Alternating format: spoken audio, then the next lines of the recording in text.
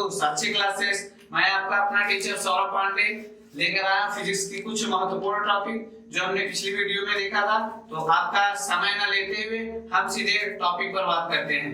तो इसके पिछली वाली वीडियो में हमने देखा था कि दर्पण क्या होते हैं और समतल दर्पण क्या होते हैं और गोलीय दर्पण। तो गोलीय दर्पण के बारे में हमने केवल लिखा था, आपको कोई तरह बताया नहीं था। गोलीय दर्पण क्या होता है? कोई एक खोखला गोला, समझ लो कोई एक कांच का खोखला गोला ले लो। जैसे हम इसमें बता देते हैं आपको गोलीय दर्पण के बारे में। गोलीय दर्पण, गोलीय दर्पण के बारे में हम बता दें कि कोई एक कांच का खोखला गोला ले लो ना भैया। अब उस कांच के खोखले गोले को आधे से ऐसे काट दिया जाए, आधे से ऐसे काट दिया जाए तो इसके एक पृष्ठ को अगर हम आधे से इसको काट देंगे तो क्या प्राप्त होगा? एक इस तरह का प्राप्त होगा भैया। एक खोखला है, अंदर इसके कुछ नहीं है। अब एक खोखला है ना भैया। अब इसमें अगर हम इसके एक सतह को ऐसे, इसके एक सतह को हम अगर यहां से ऐसे कलाई कर दें, क्या कर दें? कलाई कर दे, कलर कर दे। अब देखो इसमें अगर हमें आपको समझाना हो तो यह इसका क्या होता है, यहां से यहां तक केंद्र होता है। इसके बीच की दूरी को हम क्या कह सकते हैं? किसी भी आपने पढ़ा होगा त्रिज्या कहते हैं। और क्या होता है कि ये जो बिंदु होता है यह परावर्तक तल के मध्य में होता है। जो भी इसका तल होता है मध्य में होता है। तो अब हम इसी चीज को परिभाषा के हिसाब से यहाँ पर एडजस्ट करेंगे। जो देखो यह एक रेखा होती है, काल्पनिक रेखा मानी जाती है, मान लो। अब अगर इस तरह का है जो कलाई ऊपर की तरह किया गया हो, अगर यहाँ पर हम कलाई ऐसे कर दें पूरे गोले को, अगर हम कलाई इस तरह से कर दें और यह बीच वाला हिस्सा परावर्तक बनाया जाए कि यहाँ पर लाइट आएगी और क्या कहेंगे इसको? परावर्तित होगी। अब परावर्तित होगी तो इस वाले हिस्से को क्या कहेंगे? अवतल। क्या कहेंगे? अवतल। हमने बताया था दो प्रकार के होते हैं, अवतल दर्पण। क्या होता है? अवतल दर्पण। इसे कहते क्या है भैया? इसे कहते हैं कॉनकेव मिरर। कॉनकेव मिरर कहते हैं।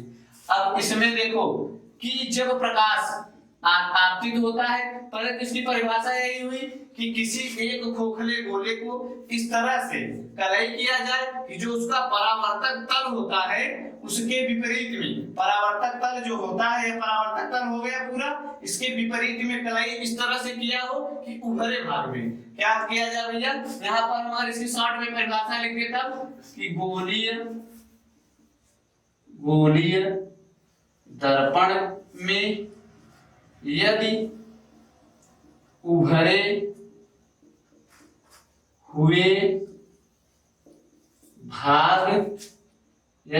हुए भाग पर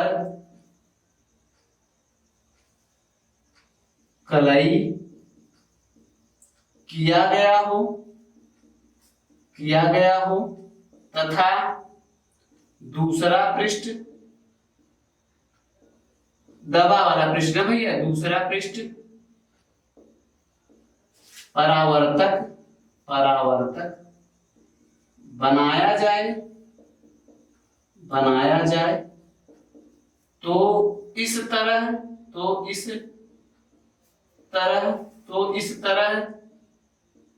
तरह के दर्पण को अवतल दर्पण कहते हैं। क्या कहते हैं भैया? अवतल दर्पण कहते हैं। अवतल दर्पण कहते हैं या कॉनकेव मिरर कहते हैं ना। गोलीय दर्पण में यदि उभरे हुए भाग पर कलाई किया हो, जैसा चित्र में दिखाया गया है कि उभरे हुए भाग में क्या किया गया हो? कलाई किया गया हो और दूसरा पृष्ठ इसका हो परावर्तक बनाया गया हो ना भैया, जिसमें प्रकाश की किरणें आपतित होने के बाद क्या करती हैं? परावर्तित हो जाती है। जैसे आपतन हुआ फिर परावर्तन हो गया इसमें। अच्छा, अब दूसरा क्या होता है कि एक तो बात हो गई थी इस वाले के लिए, हमने बताया था पूरा बोला। अब अगर कोई एक दूसरा उत्तल के लिए क्या लेंगे? उत्तल दर्पण। उत्तल दर्पण को क्या कहते हैं भैया? Convex mirror. क्या कहते हैं? Convex mirror. बहुत ही सटीक शब्दों में बता रहे हैं आपको हम। अब कोई एक कांच का फिर से खोखला गोला ले लिए हम, इस बार क्या करेंगे, इस बार हम करेंगे कि एक बार हमने किया था ऊपर वाले जो उभरे हुए हिस्से को, अब आंतरिक वाले हिस्से में, आंतरिक वाले हिस्से की बात आएगी तो हम क्या करेंगे, मान लो इसको अंदर से हम कलई करते हैं, कलई समझते हो ना, वही पेंट करते, लाल पेंट आता है जो आप लोग दर्पण में आपने देखा होगा ना भैया, लाल पेंट। अब इसको हम कलई कर दिए। अब अगर हम यही गोले को ऐसे काट दें बीचों बीच, फिर से वही स्थिति प्राप्त होगी। अब ये क्या स्थिति प्राप्त होगी भैया, इसमें फिर से यहाँ से इस दूरी को क्या करते हैं, ऐसे अगर हो कोई हिस्सा तो इस दूरी को क्या कहते हैं, सी कहते हैं, सेंटर केंद्र कहते हैं। और यहाँ से यहाँ तक की दूरी को क्या कहते हैं, वक्रता त्रिज्या कहते हैं। क्या कहते हैं, वक्रता त्रिज्या कहते हैं ना।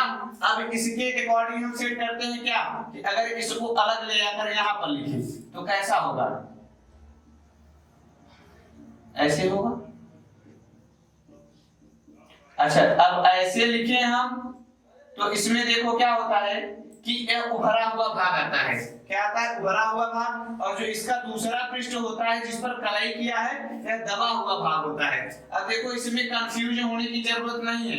कुछ किताबों में अगर ऐसे भी छपा है तो भी क्या है, सही ही लिखा गया है। आप ध्यान से देखना, केवल लिखा गया है सही ना, कि देखो उभरा हुआ तल कैसा होना चाहिए।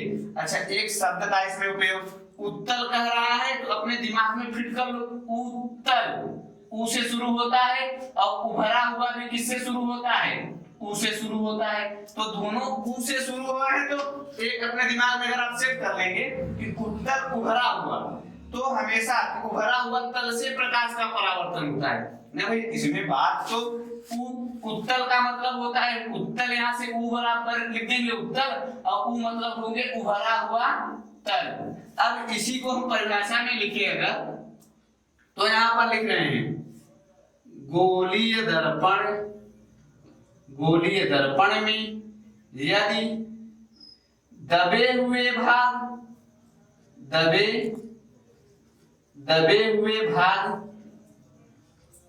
पर कलई किया गया हो तथा दूसरा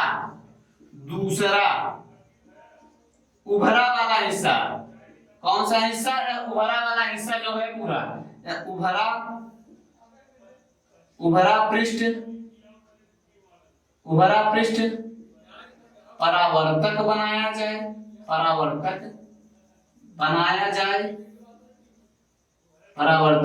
जाए तो इस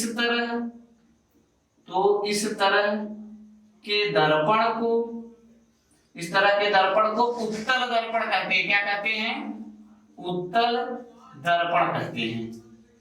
अब यह हो गई बात भैया दर्पण की, पूरी तरह से बात समझ में आई। कोई एक खोखला गोला ले लीजिए, खोखले गोले को क्या कीजिए, काट दीजिए। काटने के बाद में एक जो उभरा वाला हिस्सा होता है, जब उसके विपरीत में जो दबा वाला हिस्सा होता है उसको कलई कर देंगे तो जो दर्पण मिलेगा हमें उसे हम क्या कहेंगे, उत्तल दर्पण। और इसके विपरीत में उसे एक और खोखला गोला लीजिए, उसको ऊपर से कलर कर दीजिए। जो उसका उभरा वाला हिस्सा होता है उसको कलर कर दिए, उभरे वाले हिस्से को कलर कर दिए, अंदर का परावर्तक तल बनाया, तो वह तल कैसा होता है भैया, दर्पण। वह दर्पण कैसा होता है, अवतल दर्पण होता है। तो यह बात आप कंफर्म कर लीजिएगा, अवतल और उत्तल। अब हम बात को आगे बढ़ाते हैं तो टॉपिक यहाँ से बदलेगा।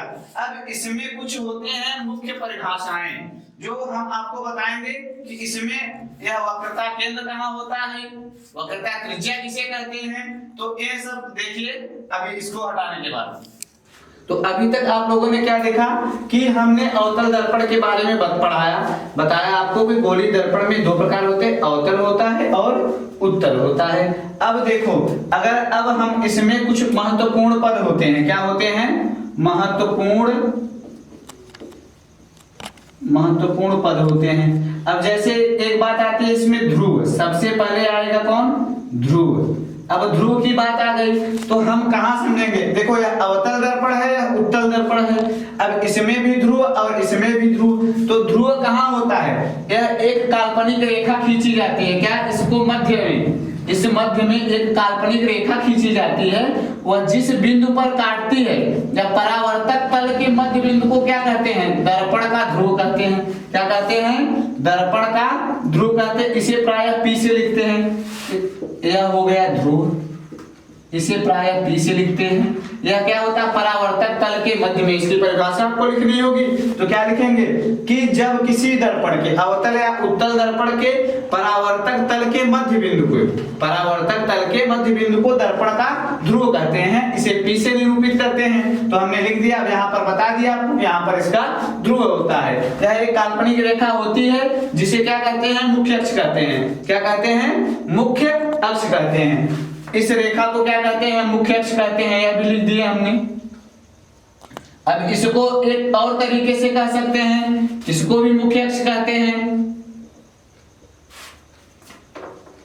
यहां पर लिख दिए मुख्य अक्ष। अब इसको एक तरीका और भी कह सकते हैं कि क्या भैया, अब देखो यह जब बना होगा, इसका कंस्ट्रक्शन जब हमने बताया था तो एक गोला लिया था। क्या लिया था? एक गोला लिया था।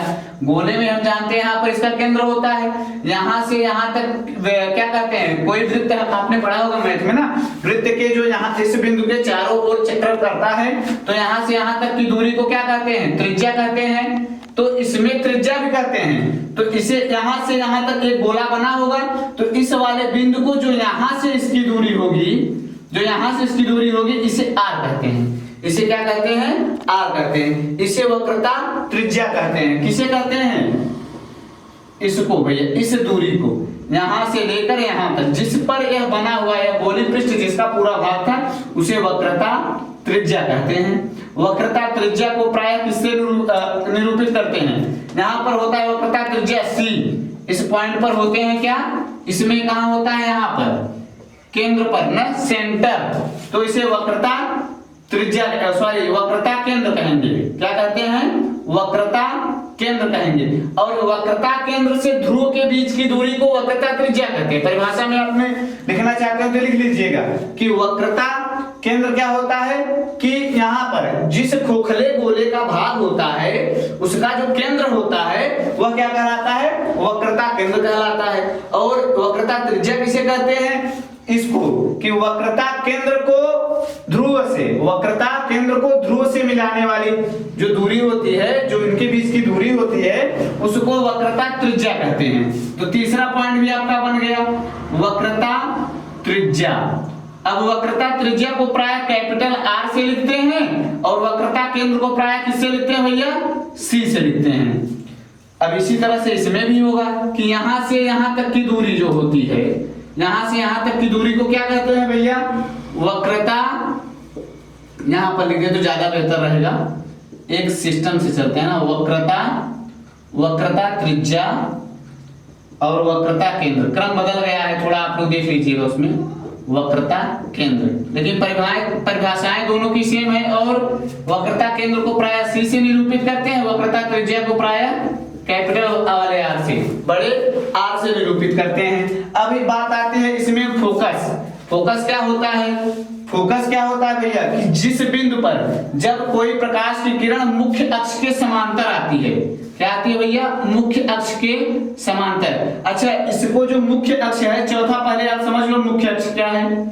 मुख्य अक्ष किसे कहते हैं? हमने अभी बताया था यह काल्पनिक होती है, लेकिन इसको एक तरीके से और समझ सकते हैं कि मुख्य अक्ष क्या होती है? वक्रता केंद्र को ध्रुव से मिलाने वाली रेखा। वक्रता केंद्र और ध्रुव और फोकस इसी पे होता है। इन सबको मिलाने वाली रेखा को प्रायः क्या कहते हैं? मुख्य अक्ष कहते हैं। क्या कहते हैं? मुख्य अक्ष कहते हैं। यह मुख्य अक्ष हो गया आपका दोनों, यहाँ से ये जो रेखा खींची गई है यही मुख्य अक्ष कहलाती है। अब कहता है कि जब कोई मुख्य फोकस किसे कहते हैं, फिर फोकस दूरी किसे कहते हैं? आप समझिएगा, जब मुख्य अक्ष की क्या कहते हैं भैया? यहां पर लिख देते हैं महत्व। जब मुख्य अक्ष के समांतर, क्या कहते हैं? मुख्य अक्ष के समांतर प्रकाश की किरणें आपतित होती हैं, तो परावर्तन के पश्चात जिस बिंदु से काटती हुई जाती है वह दर्पण का मुख्य फोकस कहलाता है। क्या कहलाता है? मुख्य फोकस। अब इसको लिखते हैं किससे? कैपिटल F से। मुख्य फोकस, पांचवा पद क्या है? मुख्य फोकस। अब इसी तरह से इसमें क्या परिभाषा हमने क्या बताया आपको कि जब मुख्य अक्ष के समांतर कोई प्रकाश की किरण आती है या आपतित होती है तो परावर्तन के पश्चात जिस बिंदु पर काटती है या काटती हुई प्रतीत होती है। ऐसा क्यों? क्योंकि जब हम इस वाले में आएंगे तो इसमें तो इस भाग में कलई किया हुआ है तो इसका परावर्तन मुख्य अक्ष के समांतर होगा कैसे? यहाँ से ऐसे निकल जाएगा, रिफ्लेक्ट होगा, यहाँ से प्रकाश आया और यहाँ से चला जाता है। तो जब यहां से जाता है प्रकाश तो ऐसा प्रतीत होता है जिस बिंदु पर काटेगा।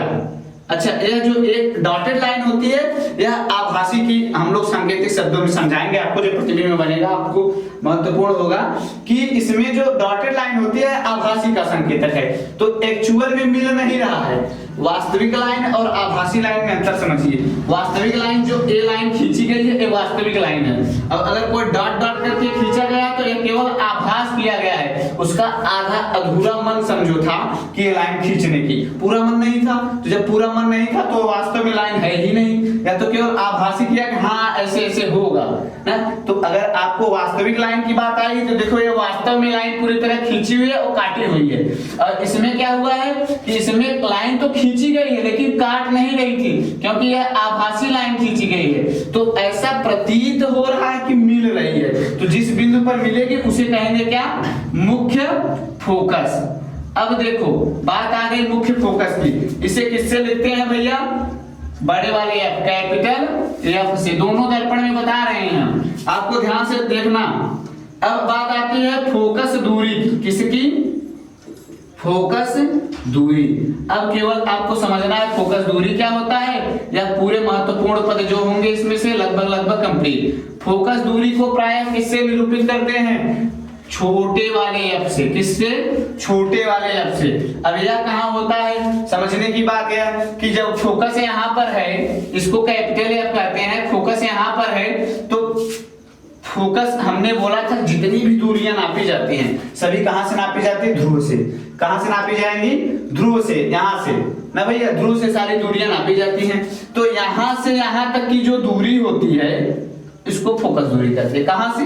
मुख्य फोकस से वक्र तक, कहां तक? ध्रुव तक। मुख्य फोकस से ध्रुव तक के बीच की दूरी को कौन सी दूरी कहते हैं? फोकस दूरी कहते हैं। इसी तरह इसमें भी क्या कहेंगे भैया? यहां से यहां तक की दूरी को क्या कहते हैं? फोकस दूरी। कहां से कहां तक? ध्रुव से मुख्य फोकस के बीच की दूरी को फोकस दूरी कहते हैं। आप लोगों ने अगर नहीं सुना तो ध्रुव की परिभाषा क्या होती है? किसी भी दर्पण में उत्तल या अवतल में जो परावर्तक तल होता है उसका मध्य बिंदु जो होता है वह दर्पण का क्या कहलाता है? ध्रुव कहलाता है। वक्रता केंद्र क्या कहलाती है? कि जिस किसी खोखले गोले का त्रिज्या न भैया केंद्र, जिस किसी खोखले गोले का वह भाग होता है जिसमें केंद्र कहते हैं हम उसे, वह वक्रता केंद्र कहलाता है। वक्रता त्रिज्या कि भैया यहाँ से वक्रता केंद्र से लेकर ध्रुव तक के बीच की दूरी को हम क्या कहते हैं? वक्रता त्रिज्या कहते हैं। अब इसी के बाद आता है मुख्य अक्ष। मुख्य अक्ष आप ऐसे अपने शब्दों में लिख सकते हैं कि वक्रता केंद्र, मुख्य फोकस और ध्रुव को मिलाने वाली रेखा को हम क्या कहते हैं? मुख्य अक्ष कहते हैं। इसकी परिभाषा लिख सकते हो आपने। अब बात आती है मुख्य फोकस। मुख्य फोकस में क्या है कि जब कोई प्रकाश की किरण मुख्य अक्ष के समांतर आती है, किसके? मुख्य अक्ष के समांतर आती है, तब जिस मार्ग से जहां से वह परावर्तन के पश्चात जहां से काटती हुई गुजरती है मुख्य अक्ष को, वह उसका क्या कहलाता है? मुख्य फोकस कहलाता है। इसे कैपिटल एफ, बड़े वाले एफ से निरूपित करते हैं। अब आते हैं मुख्य फोकस दूरी। कहां से कहां तक होती है? मुख्य फोकस से। मुख्य फोकस क्या है? मुख्य फोकस से लेकर के ध्रुव तक की दूरी, मुख्य फोकस से लेकर ध्रुव तक के बीच की दूरी को फोकस दूरी कहते हैं। तो यह बात होती है कंप्लीट। अब इसमें बात आती है, एक आपको हम समझा दें, इसमें एक और पद आएगा वक्रता त्रिज्या तथा फोकस दूरी में संबंध। क्या आएगा? फोकस दूरी में संबंध। अब इसमें क्या होता है आपको केवल यह सभी शब्दों में समझना है कि कोई भी देखो इसमें कि फोकस दूरी की दोगुनी हमेशा वक्रता क्या होती है? वक्रता त्रिज्या होती है। इसका देखो यहाँ पर चित्र में ही समझ लो। इसमें एक संबंध हम स्थापित करते हैं क्या भैया? F बराबर R/2। अब देखो F क्या है, फोकस दूरी है, और क्या है इसमें F बराबर फोकस दूरी है, और यह वक्रता त्रिज्या। तो इसे हम क्या लिख सकते थे, वक्रता त्रिज्या बटे 2। अब देखो यही एक संबंध है, बहुत सरल है, लेकिन बच्चों को बहुत समस्या होती है। इसको याद रखना कि फोकस दूरी की 2 गुनी हमेशा वक्रता त्रिज्या होती है, और या तो अपने शब्दों में लिख लेना कि वक्रता त्रिज्या की आधी हमेशा फोकस दूरी होती है। तो इसको एक ये हो गया। अब इसमें एक महत्वपूर्ण और आता है दर्पण सूत्र। क्या आता है, दर्पण सूत्र। अब दर्पण सूत्र के लिए हम इसको 1 मिनट में हटाते हैं, इसके बाद आपको बताएंगे। तो अभी तक हम आपने क्या सीखा कि अवतल दर्पण, उत्तल दर्पण और उसमें उसके कुछ महत्वपूर्ण पद, जैसे हमने आपको बताया था कि वक्रता त्रिज्या, मुख्य फोकस, फोकस दूरी, और क्या ध्रुव और वक्रता केंद्र। तो हमने इसमें बहुत सारी चीजें देखा, और जो भी इसमें पद थे हमने लगभग कंप्लीट कर लिया है। अब फोकस दूरी और वक्रता त्रिज्या में संबंध भी हमने स्थापित कर लिया। अब एक इसमें महत्वपूर्ण चीज क्या आती है, दर्पण सूत्र, जिसके मदद से हम इस जो भी पार्ट है, इसके जितने भी सवाल होंगे, जितने भी न्यूमेरिकल होंगे, हम उसको सॉल्व करेंगे। तो अब हम यहाँ पर क्या देखेंगे कि पांचवा वाला जो पांचवा पद है भैया, अब इसमें आता है एक दर्पण सूत्र।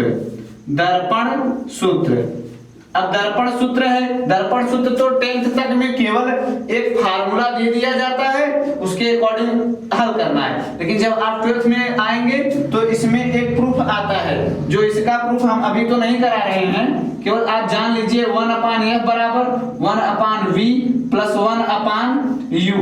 अब यह क्या होता है, अब इसमें तो f ना भैया u, अब u हमेशा किसमें रहता है, u हमेशा ऋणात्मक होता है। क्या होता है, ऋणात्मक होता है। इसके बाद वस्तु की स्थिति जब उत्तल दर्पण होगा, अब इसमें हम देखेंगे कि कोई भी ऐसे दर्पण आप बना लीजिएगा, वस्तु हमेशा दर्पण के ठीक सामने रखी जाती है। तो इसमें अभी 3 नियम है। क्या है, 3 नियम है। तीनों नियम क्या है, प्रतिबिंब बनने के 3 नियम। तो अब यहाँ पर हम लिख देते हैं सीधा सीधा, प्रतिबिंब बनने के नियम।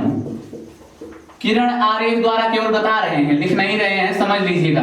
पहला नियम क्या है कि प्रतिबिंब जब मुख्य अक्ष के समांतर आता है, कोई प्रकाश की किरण जब मुख्य अक्ष के समांतर आता है, यह तीन नियम है इसमें प्रतिबिंब बनाने के। मुख्यतः 3 नियम का आपको फॉलो करना है, और जिसमें से 2 तो बहुत महत्वपूर्ण, 2 किरण आरेखों की मदद से ही किसी भी प्रतिबिंब का बनाना संभव होता है। तो पहला समझो, जब मुख्य अक्ष के समांतर आएगी तो कहां से आएगी, फोकस से। कहां से जाएगी, फोकस से। ऐसा अभी हम केवल एक ही दर्पण ले रहे हैं, तो कौन सा दर्पण है, अवतल दर्पण है। अब इसी तरह दूसरा नियम क्या है, दूसरा नियम है, ऐसे समझ लो,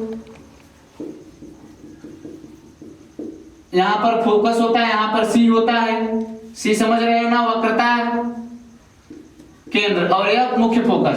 दूसरा नियम कहता है कि जब यहां से प्रकाश की किरण गुजरेगी तो पुनः उसी मार्ग में वापस आ जाएगी। अब तीसरा नियम क्या कहता है, तीसरा नियम भी यह कहता है, पहले चित्र को हम कंस्ट्रक्ट कर लें और धीरे धीरे आपको समझ रहे होंगे ना भैया। तीसरा नियम क्या होता है भैया, देखो कि ऐसे प्रकाश की पूरा हम सेटअप कर लेते हैं। अब यहां से यहां पर क्या होता है, फोकस से होता है, यहां पर वक्रता केंद्र होता है। तो जब प्रकाश की किरण, फोकस थोड़ा ऊपर लिख लेते हैं, जब प्रकाश की किरण मुख्य फोकस से होकर के जाती है तो मुख्य अक्ष के समांतर हो जाती है। कहां से जाती है, मुख्य अक्ष के समांतर हो जाती है। अब यह हो गए प्रतिबिंब बनने के नियम। अभी हम इसमें आपको बताएंगे कि प्रतिबिंब क्या होता है, अवास्तविक प्रतिबिंब क्या होता है, आभासी प्रतिबिंब क्या होता है, और उनपे जितने भी कि उत्तल दर्पण से बनने में जो प्रतिबिंब बनते हैं उनमें कौन कौन से स्थान पर वस्तु रखने पर के प्रतिबिंब बनते हैं। सवाल लगाने के लिए हम उसके अभी आपको बताएंगे चिन्ह परिपाटी। अगले वीडियो में हम आपको बताएंगे चिन्ह परिपाटी क्या होती है और इसका उपयोग बताएंगे। इसके बाद हम प्रतिबिंब बनाने का भी प्रयास करेंगे कि उत्तल दर्पण अवतल दर्पण से किरण आरेखों से प्रतिबिंब का निर्माण कैसे होता है, इसके बारे में बताएंगे। हाँ हेलो दोस्तों, तो आप लोग इसको पूरी तरह से समझ में आ गया है वीडियो, और अभी तक जो भी इसमें सिलेबस छूट रहा होगा हम उसको नेक्स्ट बताएंगे। और इसे ज्यादा से ज्यादा शेयर कीजिएगा और चैनल को अगर सब्सक्राइब ना किया हो तो कर लीजिए और बेल आइकन का प्रेस जरूर करें ताकि आपको नई नई वीडियो जो भी आए उसका नोटिफिकेशन सबसे पहले आप तक पहुंचे। तो चैनल को सब्सक्राइब करके शेयर कर दीजिए, शेयर करना ना भूलें, हमारी आवाज फंस रही है। अब आपसे उम्मीद यही है। जय हिंद।